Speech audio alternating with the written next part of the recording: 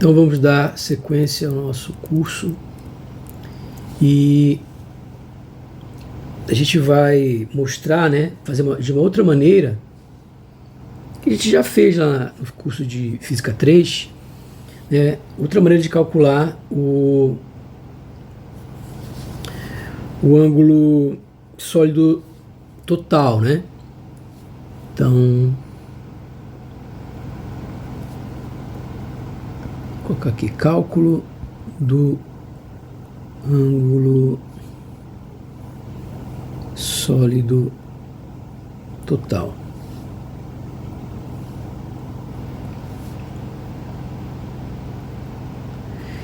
Então, o que a gente tem é que em coordenadas esféricas a gente vai ter o eixo X, vou colocar aqui, eu tenho o eixo X, o eixo Y e o eixo Z.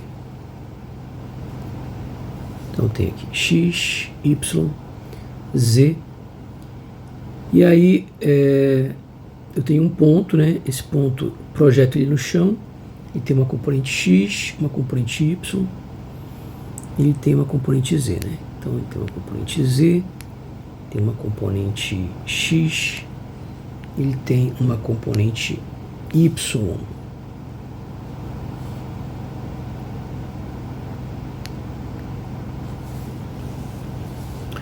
Ok, daqui para cá eu tenho o R, né?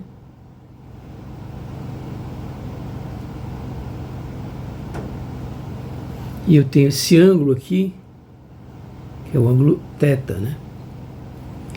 E eu tenho esse ângulo aqui, que é o ângulo φ. Então a gente tem, eu posso aqui, a partir daqui,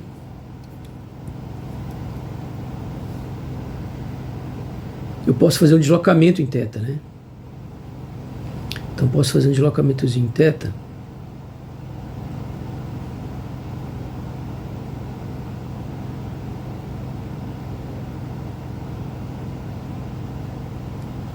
Enfim, desculpa.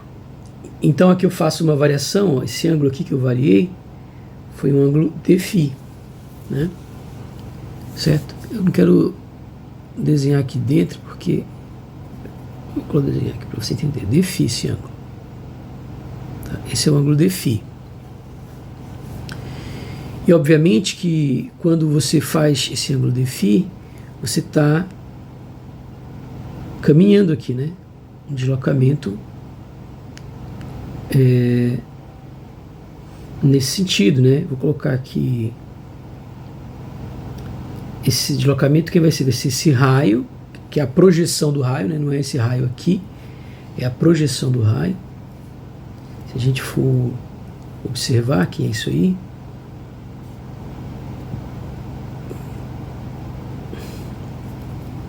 a projeção do raio é ruim de desenhar, né? Porque vai ficando sobrecarregado o desenho. Ó, esse ângulo aqui é o dφ. Vou colocar aqui dφ. Esse raio aqui, que é a projeção, ele mede esse raio aqui, só que o ângulo θ está aqui, então ele é sem o θ, né? Porque a altura que é com o θ, essa base que é sem o θ. Então ele é o R seno de θ. Ok? Então você tem que, né, tive tudo isso aqui em Física 3 já, né? Só estou revisando aqui. Então você tem que esse elementozinho aqui, ele é R seno de θ, o raio vezes o ângulo central. Também direi esse. E o versor dele é o versor φ, é o que faz 90 graus com isso aqui, né? Com a porta abrindo aqui. Então a gente chama ele de versor φ. Ok? E pro caso do θ, né? Eu posso, então vou estar com o versor φ aqui, posso pegar esse cara aqui e deslocar para cá, né? Só que eu também tenho uma variação aqui, né? Quando eu faço uma variação aqui de θ. E aí, quando eu faço a variação de θ, esse vetor daqui, ele vai ser o R, porque é o raio vezes o ângulo central. Então é R dθ. E o versor dele é o versor que a gente chama de versor θ. Né? Então, se eu quiser o vetor aqui perpendicular, né, a esse elemento de área, é só fazer o quê? É só fazer o produto, para obter essa área, é só fazer o produto vetorial desses dois aqui e calcular o módulo, né? Nem precisa, porque já vai dar a distância que eu quero, né? Certo? É só fazer o produto vetorial dele. Né? Aí, pela regra do parafusar mão direita, tem que colocar meus dedos para cá, e aí o meu polegar vai estar apontando para fora. Então quer dizer que o dr é só pegar o R seno, tem que ser o θ, desculpa, é o R dθ, isso aqui, vetorial, R seno de θ de φ. Isso aqui é dedução, viu, pessoal? Isso aqui vem nos formulários quando você vai fazer prova, né? Você não precisa saber isso decorado, não. Então aqui o dl, né? O meu ds, desculpa, né? Meu ds, elemento de superfície, vai ser igual a r quadrado seno de θ dθ de φ, e o produto de θ com φ é igual ao versor R. A gente tem esse elemento aqui, né? A gente mostrou isso lá, a gente fez todas essas contas lá. Isso aqui a gente fez lá em Física 3, né? Ok. E aí, como é que eu chego lá no ângulo, aquele ângulo central, né? Como é no ângulo sólido total? Basta a gente voltar e comparar, né? A gente viu que quem é a fórmula geral, na verdade, para o ângulo sólido, né? A área é o ângulo sólido vezes o raio ao quadrado. Então significa que eu tenho essa expressão aqui, né? Então, comparando com essa expressão, né, a gente sabe que quem é a área ds? A área ds, ela tem que ser o ângulo sólido vezes r quadrado, que se eu for comparar com essa fórmula, só tiro o versor, né? Então sobra isso aqui, ó. Isso aqui é igual a r quadrado seno de θ dθ de φ. Então daqui a gente conclui que o diferencial do ângulo sólido é r quadrado seno de θ, é sempre isso, sempre vai ser isso aqui, dθ de φ. Então esse é o diferencial do ângulo sólido. O diferencial do ângulo sólido é r quadrado seno de θ dθ de φ. Se eu quero o ângulo sólido total, como a gente fez naquele problema, né? O que vai dar o ângulo sólido total? Eu vou integrar. Total é fazer o θ indo de 0 até π e o φ indo de 0 a 2π, né? Aí eu varro todo o espaço. Então isso vai ser igual. Aqui eu posso separar, né, as integrais. Então eu teria. Desculpa, o R não tem mais, né? O R está aqui, vai cortar, né? Desculpa. Talvez só ver se vocês estavam prestando atenção. É aqui, ó.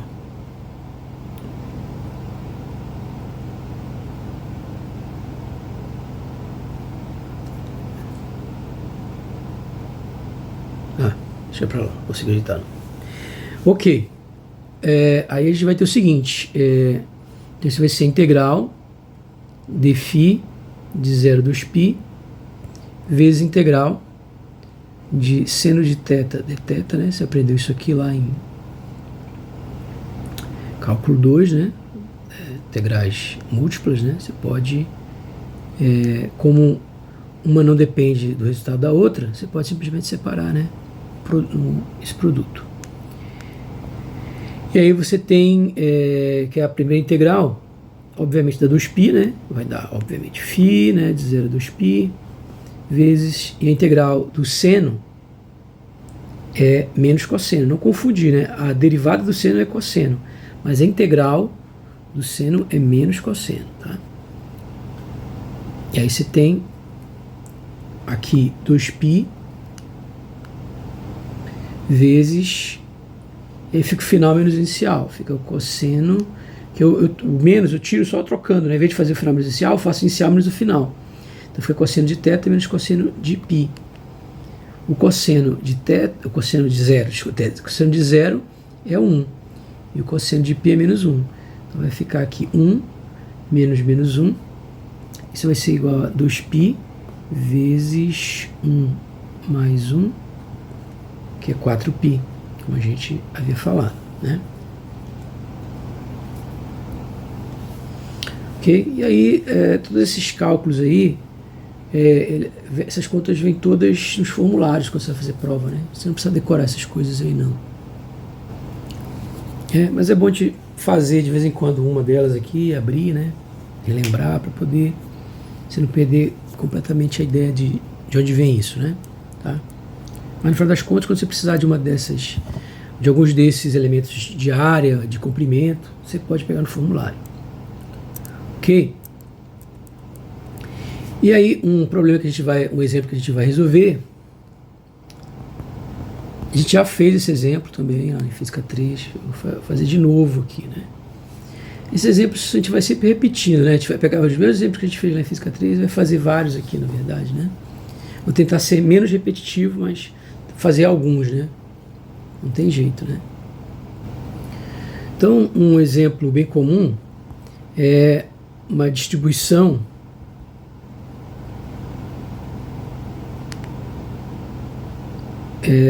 de cargas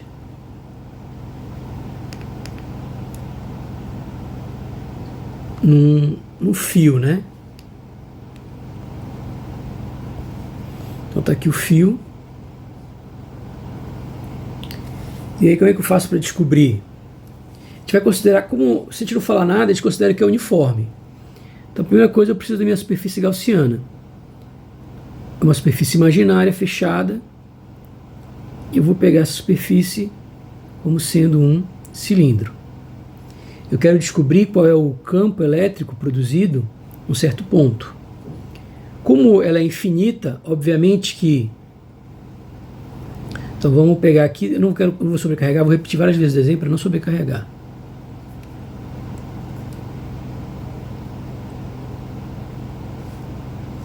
Ok. Por uma questão de simetria, eu sempre vou ter, para cada ponto, aqui vai ter uma carga nesse ponto e vai ter uma carga nesse ponto aqui. Digamos que a distância seja a mesma aqui. A distância aqui para cá seja a mesma distância daqui para cá. O que vai acontecer, nesse caso, é que, eu não sei se o campo está saindo, se está entrando aqui, né? Mas, tanto faz. Como a carga é a mesma, se aqui estiver saindo, aqui também vai estar saindo. Se estiver entrando, o outro vai estar entrando. O que interessa é que as projeções deles, nessa direção aqui, elas sempre serão opostas. Então, elas sempre vão se cancelar, né? Então, essas projeções aqui se cancelam. Então, o que eu concluo é que a resultante vai ser um vetor normal. Ou seja, o campo elétrico, a conclusão que a gente chega é que o campo elétrico, nesse caso, por uma questão de simetria, ele tem que ser obrigatoriamente normal. Beleza, então, a primeira coisa a gente já sabe, né?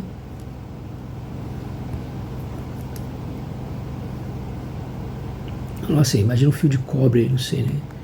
uma carga. Na verdade, é um fio qualquer, né? Basta que eu coloque essas cargas nele e distribua essas cargas por ele inteiro, né?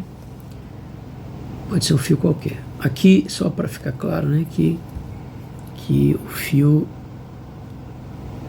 né, tá aqui, ele corta aqui, né?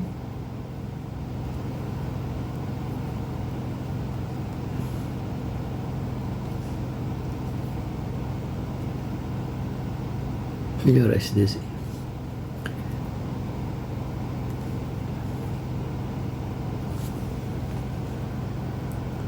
Ok, uma coisa que a gente vai ter então é que o campo, como nós vimos, o campo elétrico, ele vai estar aqui, ó. Certo? E, né, o ER,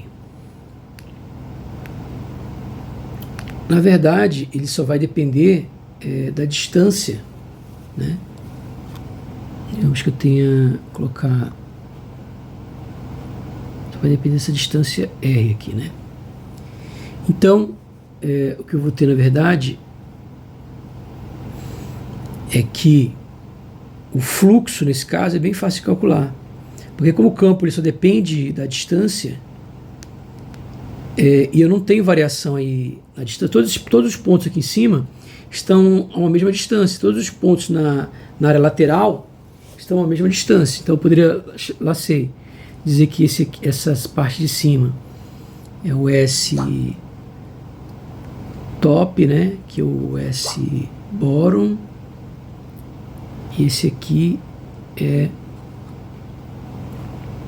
o S lateral. Então, para a gente calcular aqui a superfície S é formada por essas três superfícies aí, né? Então, eu posso botar só um número aqui, 1, 2 e 3, né? Obviamente que a integral na superfície 1, ela é igual a zero, né? Por quê? Porque eu não tenho, porque são perpendiculares, né? O elemento de área aqui, digamos o ds1, ele é perpendicular ao E. Então o produto escalar vai dar zero. Aqui é a mesma coisa embaixo, né? Eu vou ter que o ds3 é perpendicular ao E, então vai dar zero. E aqui, digamos, é o ds2, eles são exatamente na mesma direção, né? Eles vão ser sempre radiais. Então, vai ser exatamente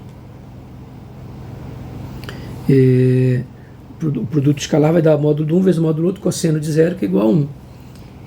E aí, então, isso aqui vai ser integral de E ds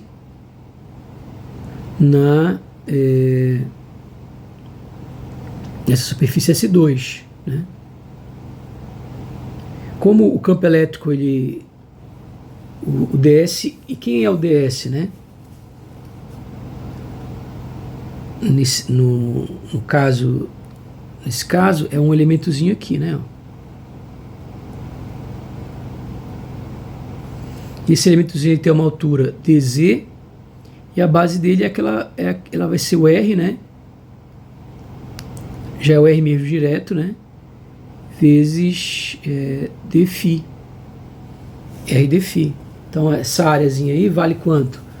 Vale R dz dφ. Então aqui vai ser igual a R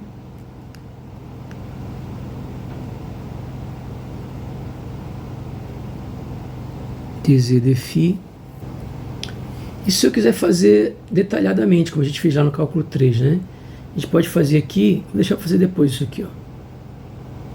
A gente poderia fazer sem nem saber como é isso aqui, basta eu saber que o que? Bastaria, depois eu vou fazer de novo, mas aqui, ó, bastaria eu saber que aqui é um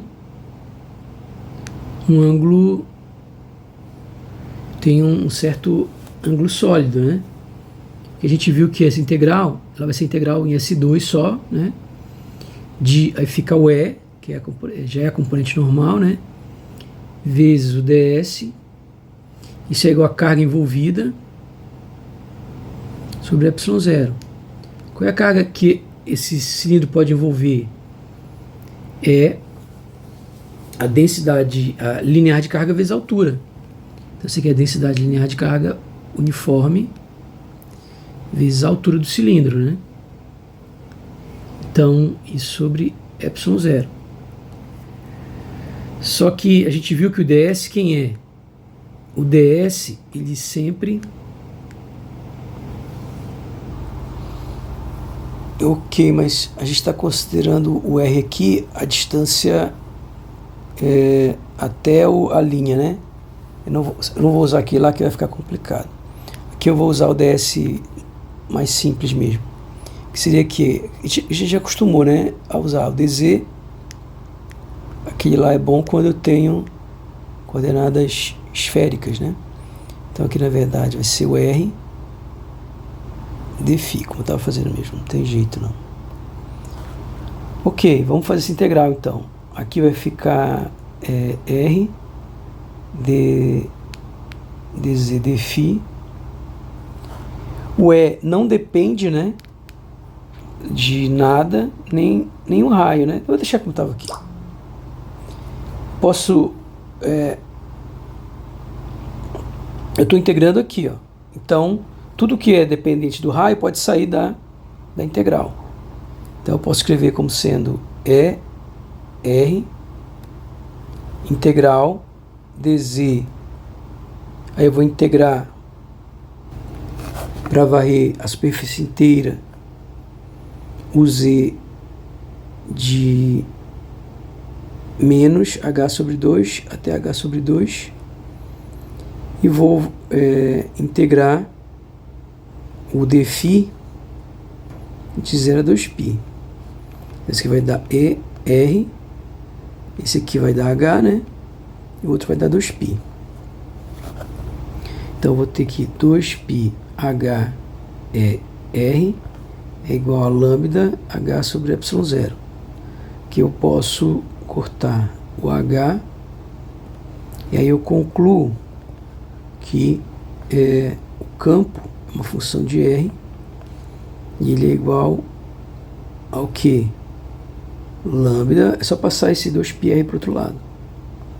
Então lambda sobre 2π ε0 R.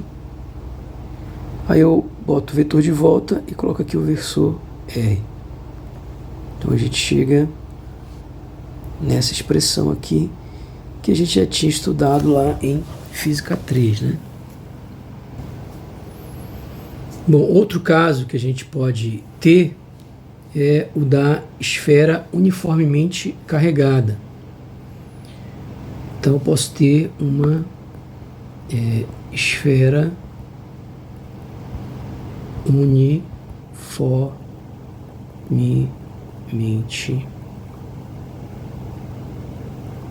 carregada. E você pode ter dois casos possíveis, né? O primeiro caso é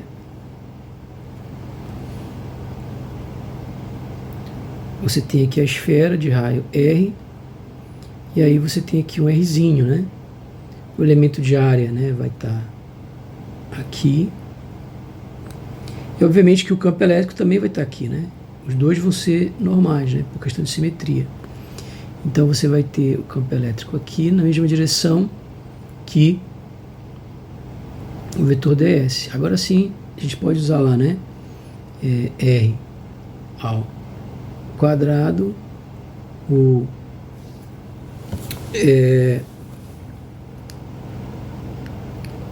ângulo sólido e o versor radial, né? E aí, obviamente que o E, ele também é radial, né? Então, quando eu faço E escalar ds, isso vai dar R quadrado, vai dar E ao quadrado, diferencial do ângulo sólido. E a integral, né, do campo elétrico integral de superfície fechada, eu botei fechada aqui, coloquei. Ele é igual a carga envolvida sobre ε0. Como o raio aí, ele é a minha superfície gaussiana tem um raio maior do que o raio da esfera uniformemente carregada, toda a carga da esfera está dentro dessa superfície gaussiana. E toda a carga da esfera está dentro da superfície gaussiana.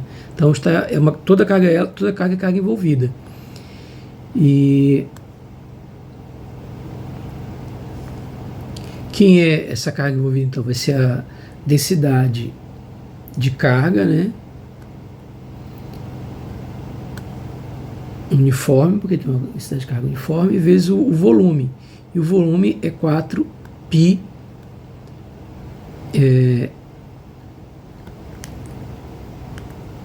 4π r ao cubo sobre 3, é o volume da esfera, né? Você pega o volume da esfera e multiplico pela densidade dela, que é uniforme, eu tenho a carga da esfera.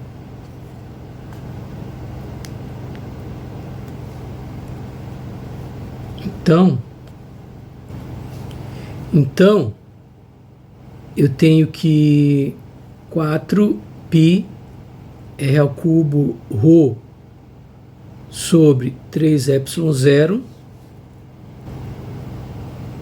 é igual a quanto que a gente fez a conta do assim aqui. Mas eu não integrei ainda, né? Ok, vamos integrar. Faltou integrar ainda aqui. Então, integral de E ds é igual a integral de E r ao quadrado, ângulo sólido, isso na superfície esférica, né? E o E e o R quadrado, né? Não tem nada a ver com essa história. E a integral, então fica integral na superfície do ângulo sólido, que vai dar o ângulo sólido total, que é 4π. Então dá 4π é R quadrado. E aí agora sim.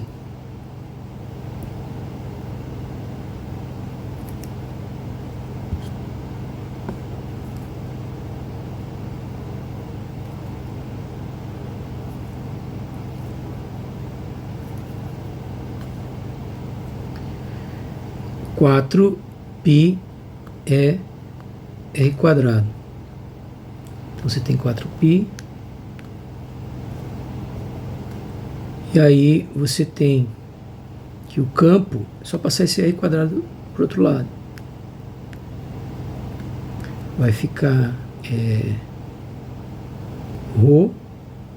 R ao cubo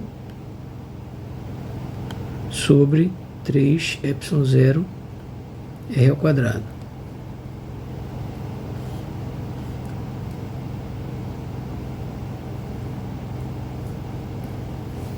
No caso, o que vai acontecer quando o R for menor, né? Então vamos copiar aqui para a gente ver o outro caso. Caso quando o R é menor. Quando o R é menor, vai ser tudo parecido, né? A diferença é que agora eu vou estar aqui por dentro. Então, o E vai estar aqui. E aqui também vai estar, né, na mesma direção o ds. Mas tudo é igual. A única diferença é que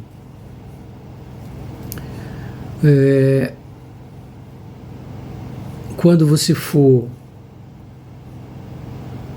calcular a carga envolvida, é isso que muda, né? Porque agora não é mais R ao quadrado. O volume agora é o volume Rzinho. É só o volume, o único volume que vai influenciar, a única carga que influencia é que está aqui dentro. Então agora eu uso Rzinho, essa é a diferença. E aí nesse caso, eu vou ter tudo parecido, né? Essa fórmula aqui vai ficar parecida também. Então vou copiar porque ainda é parecido.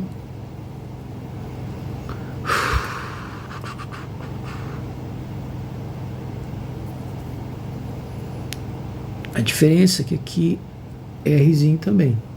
Não aparece nenhum Rzão na fórmula, né? E agora eu posso simplificar, que vai dar Rzinho. Então, eu vou ter que o campo, ele vai ser ρ, Rzinho, sobre 3 ε0. Eu posso colocar um vetor aqui. Isso aqui é o R chapéu.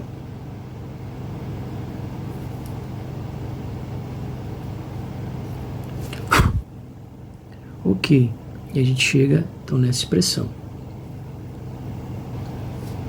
E o último exemplo é o plano carregado infinito.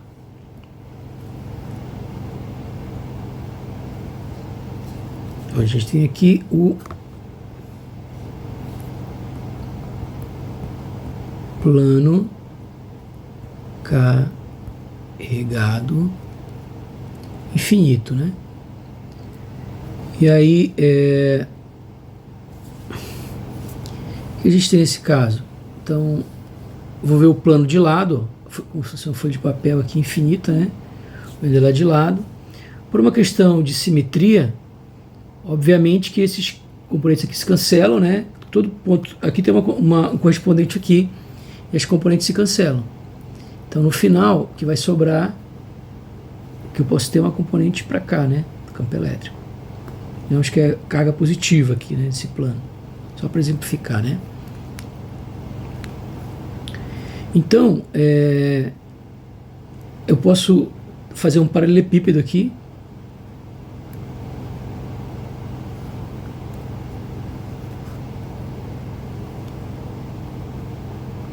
Que é a minha superfície S. E aí a mesma ideia, né? O que vai acontecer, né? Posso pegar aqui também, né? Mesma distância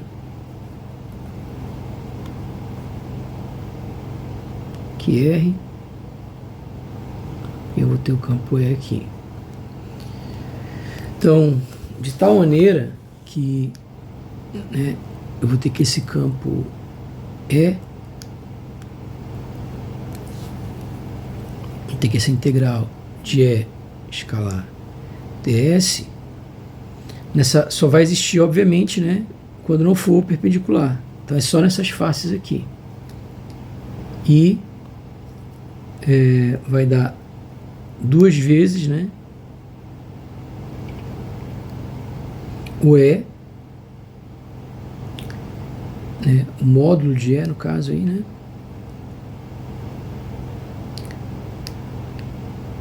vezes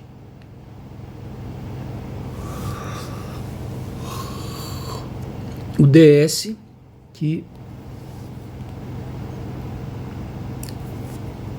a gente vai integrar, né? E ele não depende das variáveis que define aqui o ds, né? Então ds é uma variação aqui e nessa direção, na direção do plano, né? Não é na direção radial. E o E dependeria no máximo da direção radial, por uma questão de simetria. Dependeria, a gente não sabe se depende, né? Mas por uma questão de simetria ele não depende, não pode depender dessas direções aqui do plano, né? Sobre o plano. Então, eu vou integrar isso na área, que é essa área aqui, ó. Integrando o elemento de área nessa área, vai dar a própria área, né?